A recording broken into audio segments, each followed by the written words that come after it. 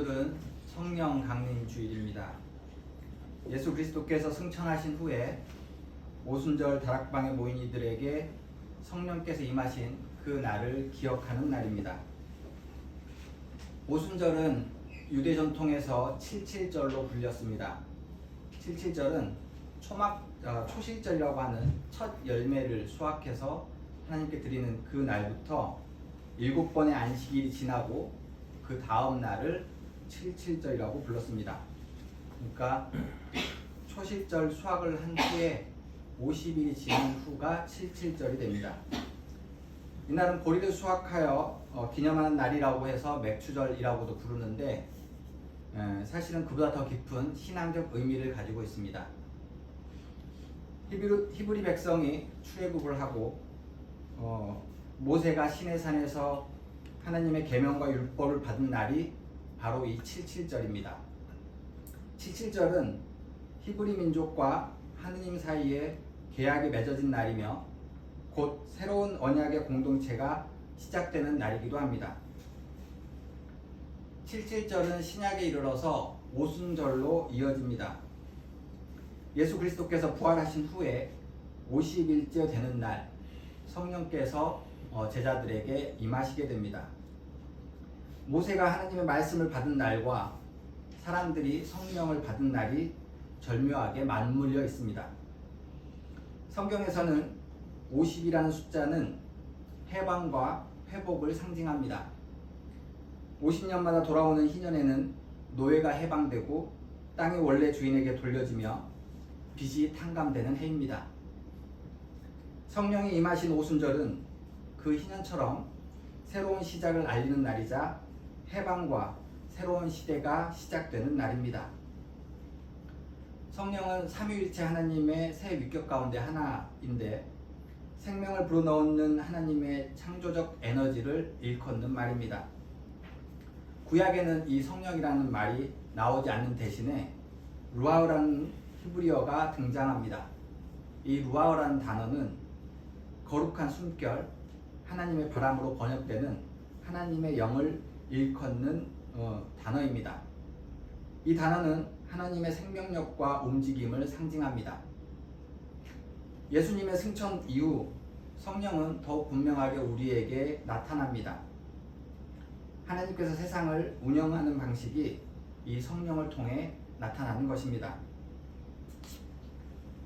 종교개혁자 존 칼빈은 성령은 하나님께서 세상에 자신의 능력을 미치게 하시고 만물에 생명을 주시는 에너지라고 말합니다. 성령은 생명의 흐름이 멈춘 곳에 자신의 능력을 미쳐 새로운 흐름을 만들고 죽어가는 생명의 새로운 숨결을 불어넣는 창조의 에너지입니다. 흐르던 강이 막히면 썩듯이 성령의 흐름이 차단되면 생명은 죽음을 향하게 됩니다. 그러나 성령은 언제나 새로운 길을 만들고 생명을 솟행케 합니다. 성령께서는 막힌 담을 허물고 다시금 생명의 공간을 창조하십니다. 성령은 언제나 역사 안에서 살아 움직이는 하나님의 현존이었습니다. 히브리 민족이 애굽에서 종살이하면서 죽음의 그늘 아래 있을 때 하느님은 그들을 광야로 이끄셨습니다. 그것은 방치가 아니라 약속이었고 혼돈이 아니라 새로운 질서였습니다. 노예의 삶에서 벗어나 새로운 삶의 공동체로 나아가는 여정이었습니다. 오늘 우리가 함께 읽은 요엘의 예언도 그 여정과 다 있습니다. 내가 모든 사람에게 나의 영을 부어주겠다. 너희의 아들, 딸은 예언을 하고 노인들은 꿈을 꾸며 젊은이들은 환상을 볼 것이다. 이 약속은 절망 한가운데 있던 이스라엘 민족에게 주어진 말씀입니다. 팔레스타인 전역에 닥친 4차례의 메뚜기 재앙으로 인해 모든 농작물이 파괴되고 백성들은 대기근에 빠졌습니다. 요엘은 이렇게 전합니다. 풀무치가 남긴 것은 메뚜기가 갉아먹고 메뚜기가 남긴 것은 누리가 썰어먹고 누리가 남긴 것은 황충이 말끔히 먹어버렸다. 농경사회 팔레스타인 땅에 메뚜기 떼가 한번 지나가는 것은 대단히 큰 기근입니다. 그런 메뚜기 떼가 4번이나 지나가면서 그곳에 있는 모든 것을 말끔히 먹어버렸다고 이야기하고 있습니다. 그러나 요엘은 그 절망의 땅에서 회복의 말씀을 선포합니다. 너희가 마음껏 먹고 배부를 것이다. 너희 백성은 다시는 수치를 당하지 않을 것이다. 고난의 한복판에서 하나님의 회복을 약속하고 있습니다. 이 예언은 수백 년이 지난 후 오순절에 다시 인용됩니다.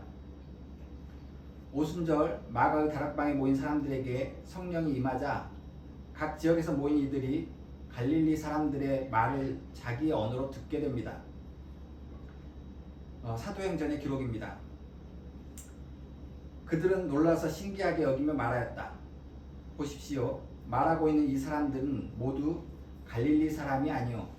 그런데 우리 모두가 저마다 태어난 지방의 말을 듣고 있으니 어찌 된 일이오. 우리는 바데 사람과 메데 사람과 엘람 사람이고 메소포타미아와 유대와 갑바도기아와 본도와 아시아와 부르기아와 밤빌리아와 이집트와 구레네 근처 리비아의 여러 지역에 사는 사람이고 또 나그네로 머물고 있는 로마 사람과 유대 사람과 유대교에 개종한 사람과 크레타 사람과 아라비아 사람인데 우리는 저들이 하나님의 큰 일들을 우리에게 우리 각자의 말로 이야기하는 것을 듣고 있어. 꽤 많죠. 여러 민족들이 모여있다는 얘기입니다. 전 처음 방언이라는 단어를 이해할 때 지방 언어, 그러니까 지금 한국식으로 얘기하면 그 팔도에서 모였다는 이야기들을 하죠. 근데 오늘 본문을 준비하면서 보니까 규모가 그 정도의 규모가 아닌 겁니다. 과거 2000년 전에 팔레스타인 지역에서 서로 소통이 잘 이루어지지 않을 때 이 각 지방에 모인 언어들을 상상해 보면 이때 갈릴리 사람들의 말을 사람들이 이해했다는 것은 굉장히 놀라운 일입니다. 지금도 제주도 방언 여러분 들어보셔서 아시겠지만 본토 방언을 이야기하면 도무지 무슨 얘기인지 못 알아듣죠. 그런 상황을 상상해 보면 갈릴리 사람들이 하는 이야기를 각 지역에서 온 사람들이 알아듣었다는 것은 굉장히 신기한 일인 것입니다. 성령이 임한 제자들의 말을 들으며 놀라는 사람들에게 베드로가 이렇게 전합니다. 이 일은 하나님께서 예언자 요엘을 시켜서 말씀하신 대로 된 것입니다. 그러면서 베드로는 요엘 선지자의 예언을 다시 전합니다. 마지막 날에 나는 내 영을 모든 사람에게 부어주겠다. 아들과 딸들은 예언을 하고 젊은이들은 환상을 보고 나이 든 사람들은 꿈을 꿀 것이다. 그날에 나는 내 영을 내 남종과 여종에게 부어주겠으니 그들도 예언을 할 것이다.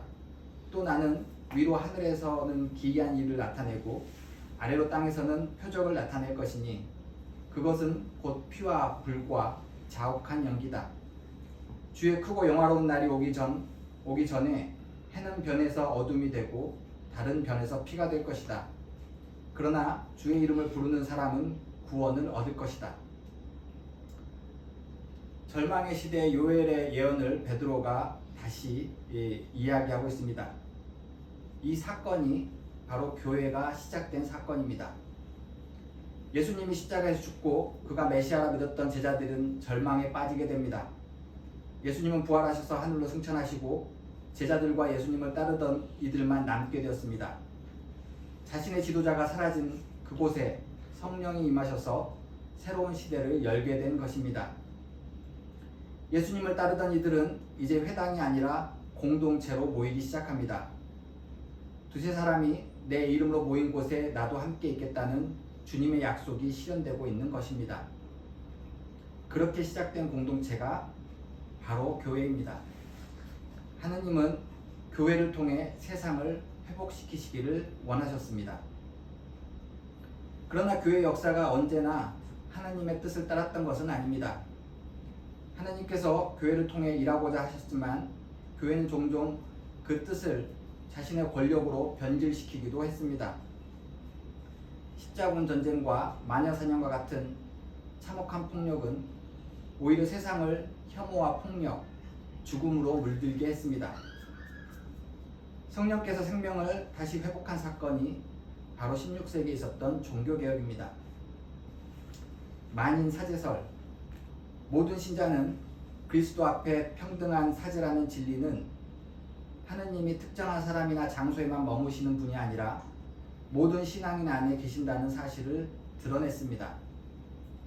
그렇게 교회의 개혁을 이야기하는 교회들이 생겨났고 그들은 철저히 하나님 앞에서는 교회가 되고자 하였습니다. 그럼에도 교회는 이후에 자주 자신의 욕망의 길로 빠져들었습니다. 복음을 전한다는 명분 아래 식민지 정복과 착취, 전쟁을 일으켰으며 생명의 흐름은 다시 막히고 죽음의 어둠이 다시 스며들게 됩니다. 전쟁과 기근, 가난과 혐오가 확산되자 신학자들은 묻게 됩니다. 과연 하느님은 교회를 통해 일하고 계시는가? 독일의 선교신학자 요하네스 호켄다이크는 이렇게 대답을 합니다. 하느님은 교회를 통해 일하시는 것이 아니라 세상에서 일하고 계시며 교회는 그 일에 동참하라는 부름을 받고 있다. 이 말은 오늘의 한국 교회에도 주어진 부름입니다. 한때 사람들은 기독교를 개독교라 부르기도 했습니다. 그런데 요즘은 그런 말조차도 잘 들리지 않습니다. 이것이 교회가 정화되어서 더 이상 그 말이 효용성이 없어졌기 때문은 아닐 것입니다. 그렇기보다는 사람들은 이제 교회에 더 이상 어떠한 기대도 하지 않기 때문이 아닐까요?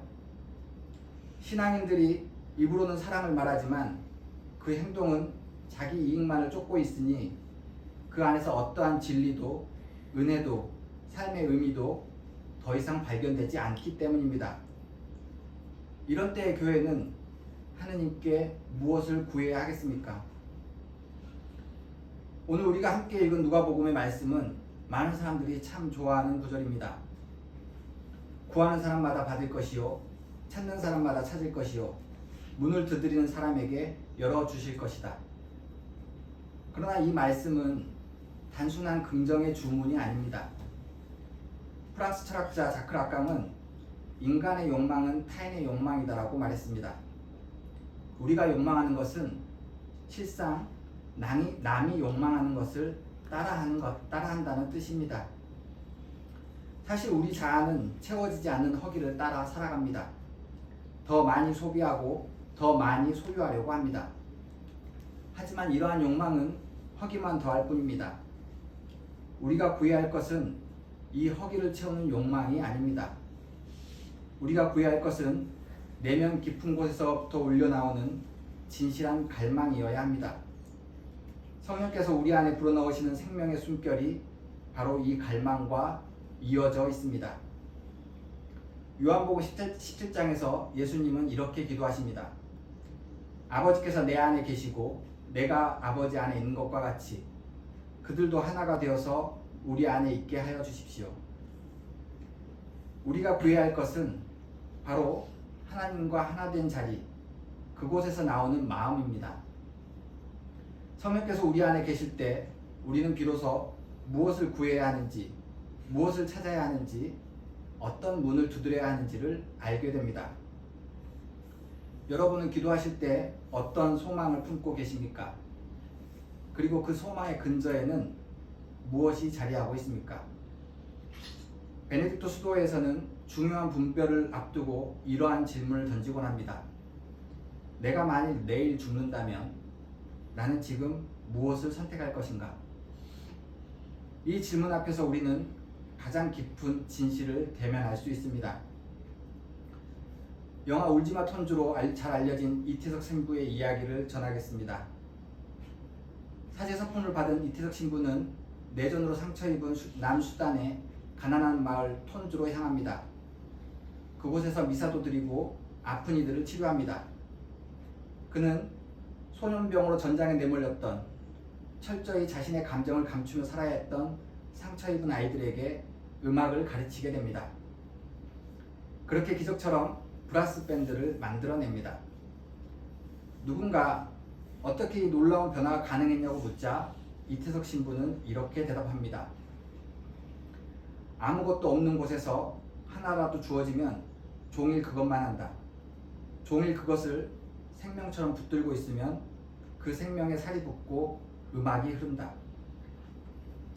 여러분이 삶에서 단 하나를 붙잡아야 한다면 여러분은 무엇을 붙잡고 붙드시고 계시겠습니까? 절망은 종종 우리의 삶의 그림자를 드리웁니다. 그 그림자가 두려움을 심고 두려움은 우리를 더 많이 욕망하도록 만듭니다. 어쩌면 우리는 이미 너무 많은 것을 쫓고 있는지도 모릅니다. 그러나 하나님은 그 절망의 한가운데서 생명의 숨을 불어넣으시는 분이십니다. 죽음을 넘어 생명을 약속하시는 하나님의 숨결, 우리는 바로 그 숨결이 우리 안에 자리하도록 구해야 합니다. 구하는 사람마다 받을 것입니다. 이 말씀이 여러분 삶 가운데 새로운 생명의 줄기로 흐르기를 바랍니다. 교회의 어떤 희망도 기대하지 않는 이 시대에 이곳에 모인 사람들만큼은 하나님의 마음을 품고 희망을 구하는 서울교회 공동체가 되시기를 간절히 소망합니다.